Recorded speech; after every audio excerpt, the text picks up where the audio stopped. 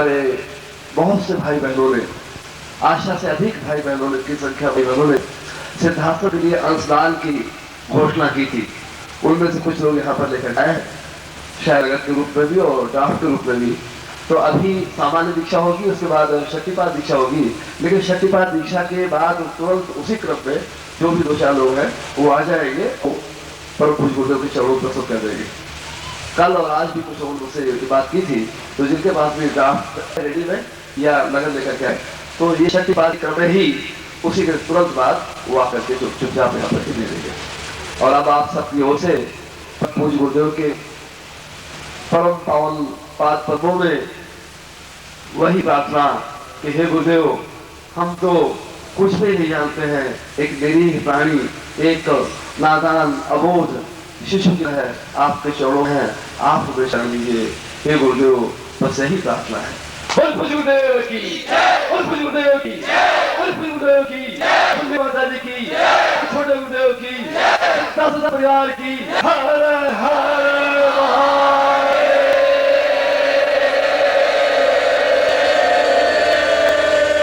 महादेव। दीक्षा सतांगी प्रभवे प्रसू आत्मो बिंदु भवतां भवमेव रुद्र सर्वो सदैवे प्रणतां शिवेतु।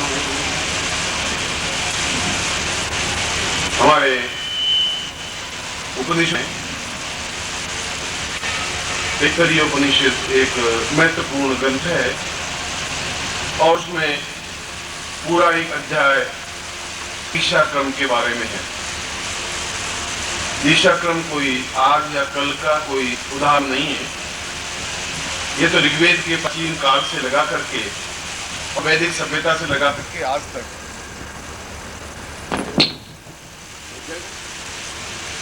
यह दीक्षा क्रम बराबर संपन्न होता रहा है।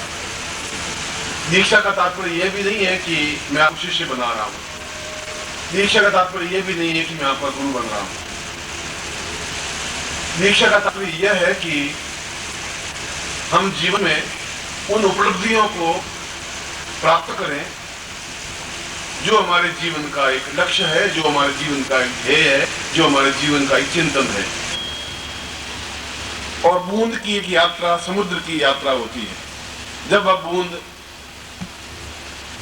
एक पूरा समुद्र है और प्रखर धूप की किरणें पड़ती हैं, पानी अपने आप में एक भाव बन के ऊपर उठता है, ऊपर उठ करके आकाश में बादल बन जाता है और दौड़ता रहता है। उस बादल को कुछ ज्ञान नहीं है कि मैं कहाँ दौड़ रहा हूँ, कैसा दौड़ रहा हूँ।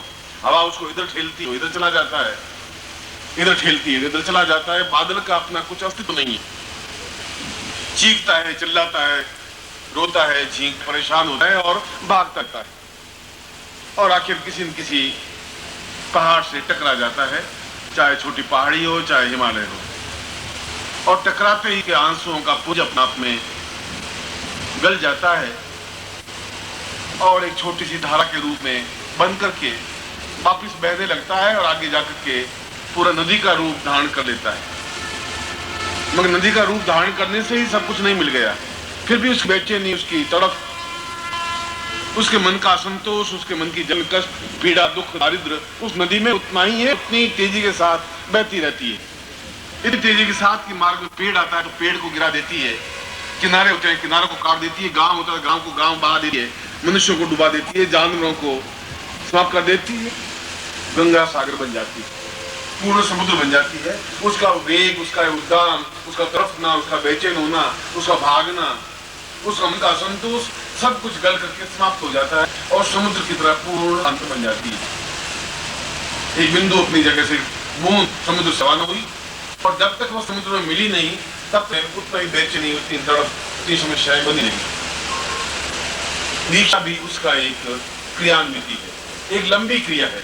हो सकता है किसी पेड़ टकरा जाए, पेड़ पर बूंद गिरे और बर्बाद हो जाए, हो सकता है किसी मैदानी भाग में पड़ जाए, हो सकता है स्टैंड के ऊपर जाए और बूंद तो मिट जाए।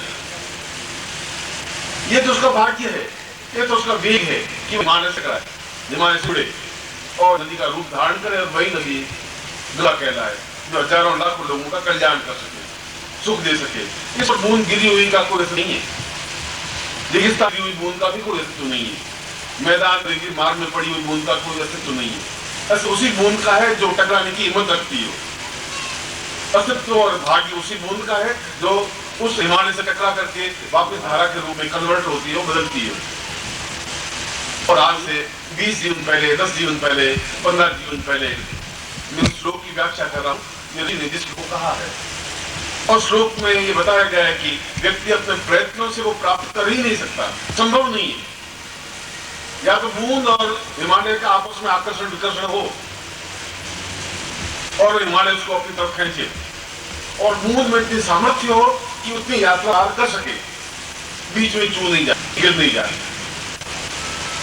आज 10 दिन पहले भी तुम्हारी एक बूंद उठी जीवन की, उस पूर्ण तक समुद्र तक पहुंचने की, मैं समुद्र बन सकूं, गंगा सागर बन सकूं, एक ऐसी नदी बन सकूं जहां मैं लोगों का कल्याण करूं। अपने लिए जीते हैं ये तो पशु हैं, जो अपने बेटों के लिए जीते हैं वो केवल पक्षी।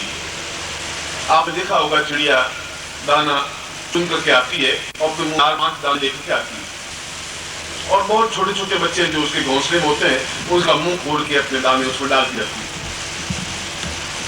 क्योंकि उसका जीवन 10 ज्यादा अपने से आगे बच्चों तक पहुंचा है। हंस नहीं बन सके, हंस प्रकाश अपने बच्चों की परवरिश नहीं करता है, उसको जरूरत नहीं है, उसको विश्वास है कि अपने आप उड़ेंगे, ये भोगले नहीं है। जब हंस की क्षमता है तो उसके उड़ने की क्षमता है। एक कौवा बहुत उड़ रहा था और कभी पंखों को झपटा ऐसे, कभी ऊंचा उठता, फिर नीचे गिरता, फिर पंखों को फड़फड़ाता और चलता, पास में हंस भी उड़ रहा था। तो वह अपना दिखाने के लिए, अपना जोश दिखाने के लिए कि मैं कितना शानदार उड़ता हूं, और कई बार एकदम से डाई मारता, 5 फीट नीचे उतरता, फिर ऊपर चढ़ता, पंखों माध्यम से कभी पंख फड़फड़ाता और उड़ता रहा। हंस सब एक गति के साथ उड़ता रहा, न पंख फड़फड़ाए, न 2 फुट नीचे उतरा, ऊपर चढ़ा। मील 1.5 मील के बाद थक करके कौवे को नीचे उतरना ही पड़ा, गिरना ही पड़ा, और हंस 200 मील की यात्रा करके भी मानसरोवर पहुंच ही गया। तुम्हारा ये जीवन रूपी कौवा काल उड़ता तो है, मैं कभी अपने घर में एकदम जोश खाता हुआ, कभी हिम्मत करता हुआ कि मैं जाऊंगा, बिल्कुल मानसरोवर में फड़फड़ाता है, उड़ता है, एक समान गति से चलने की क्षमता प्राप्त नहीं कर पाता है। मानसरोवर पहुंचने की क्रिया ही हंस ही कर सकता है, बूंद से समुद्र तक पहुंचने की क्रिया ही दीक्षा है। और इसको प्राप्त करने के लिए अगर तुम्हें पंखों में ताकत नहीं है तो ताकत गुरु देता है, और संसार का कोई ज्ञान और विज्ञान नहीं दे सकता। ज्ञान और विज्ञान दे सकता है तो सैकड़ों पृष्ठ ऊंचे से ऊंचे वैज्ञानिक, उनके बारे में तो आपको नाम मालूम है ही नहीं। किसने अणुबम बनाया इसका तुम्हें मालूम नहीं है, परमाणु बम का सृजन किसने किया ये भी तुम्हें मालूम नहीं है, सबसे पहले बंदूक की गोली किसने बनाई ये तुम्हें मालूम नहीं है, ध्वनि क्रिया के नाम मालूम नहीं होते। जो अपने पुरुष साक्षात्कार किए हुए होते हैं उनके नाम आज, उनकी पीढ़ियों के नाम और उनके नाम हमें स्मरण है, चाहे वे जीवन के हमारे महापुरुष हो, चाहे नानक हो, चाहे कबीर हो, चाहे तुलसी हो, चाहे सूर हो, चाहे मीरा। अपने जीवन को उत्सर्ग कर देने की क्रिया जब पैरों में घुंघरू बंधी गए तो चाहे राणा संग्राम सिंह रोके, चाहे भोज सिंह रोके, उनके पैरों के घुंघरू नहीं उतरते हैं, उनके पांवों में छिड़क मिटती नहीं है। उस बात की चिंता नहीं करती कि राजमहल की एक महारानी के बारे में लोग क्या कहेंगे, वो इस बात की चिंता नहीं करती कि लोगों की आलोचनाओं से क्या होगा, और वह एक छोटी सी बात में आप में मीरा कहला देती है और अपने आप में पूर्ण ईश्वर का रूप बन जाती है। आंख का अंधा सूरदास अपने आप में पूर्ण चैतन्य पुरुष बन जाता है। एक सामान्य साधक अपने आप में पूर्ण प्रभु अंश बन सकता है और रावण जैसे व्यक्ति का संहार कर सकता है। एक छोटा सा गांव में पैदा हुआ कर्ण द्वार का ऐसी नगरी बसा सकता है, कंस का मटमेट तो मिटा सकता है। आवश्यकता है उसके जीवन में शांतिपन मिले, उसके जीवन में विश्वामित्र मिले, उसमें क्षमता हो घर बार छोड़ के उस विश्वामित्र के आश्रम में पत्तियों को खाता हुआ, मैदान में सोता हुआ और गुरु की आज्ञा मानता हुआ अपने आप में तो युक्त बन सके। ऐसा ही व्यक्ति बूंद से समुद्र बन सकता है। और इसको अगर बिल्कुल भौतिक जीवन में उदाहरण देकर समझाऊं, उस श्लोक का चौथा चरण कि यदि इतना जीवन का विस्तार नहीं है जितना वैदिक काल में था कि विश्वामित्र 2000 वर्षों तक वशिष्ठ रघु के समय में कुलगुरु थे और उसकी 8वीं पीढ़ी आके 10 पैदा हुए, 8 पीढ़ियों के बाद उनके कुलगुरु भी वशिष्ठ ही थे। राम के कुलगुरु भी वशिष्ठ थे, जो 11-11, 12-12 पीढ़ियां जो राजा